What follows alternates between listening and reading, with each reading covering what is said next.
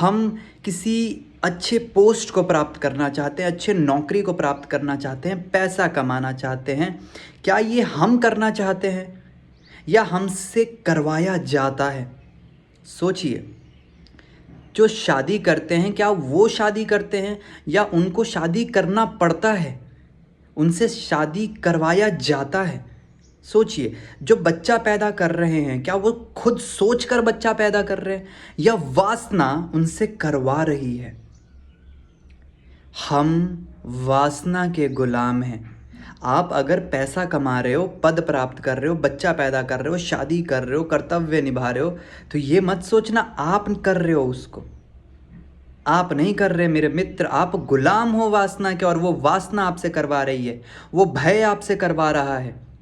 जिस इंसान के अंदर जितना वासना होता है, जितना ज़्यादा भय होता है, जो इंसान अंदर से जितना खोखला होता है, जितना उसका सेल्फ इमेज कम होता है, वो बाहर की दुनिया में उतना ज़्यादा सक्सेसफुल होना चाहता है।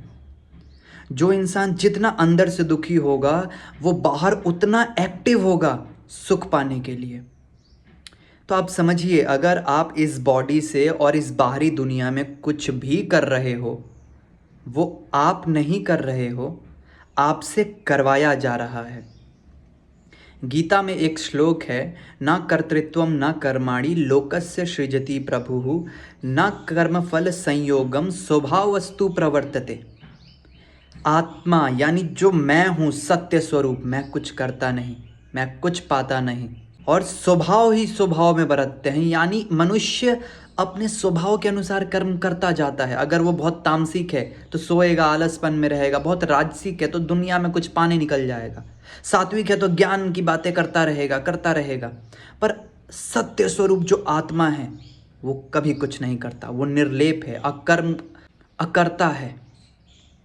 तो जो मनुष्य वासना के परे चला जाता है ना, वो फिर बाहर की ओर कुछ नहीं करता। वो ये जान जाता है कि मैं पूर्ण हूँ और मुझे कुछ करना नहीं है पूर्ण होने के लिए। परंतु जितने भी लोग हैं जो पूर्ण होने के लिए कुछ कर रहे हैं, वो क्यों कर रहे हैं? क्योंकि उनसे हो रहा है, वो कर नहीं रहे हैं। They are not doing it consciously and out of fulfilment, they are doing it for fulfilment. वो फुलफिलमेंट से नहीं कर रहे, वो फुलफिलमेंट के लिए कर रहे हैं। और हम किसी चीज़ के लिए करते हैं, वही तो वासना है कि मुझे ये पाना है, मुझे ये चाहिए। इसका अर्थ है आप नहीं कर रहे, आपसे करवाया जा रहा है। ये प्रकृति जो है ना, ये आपसे करवाती है।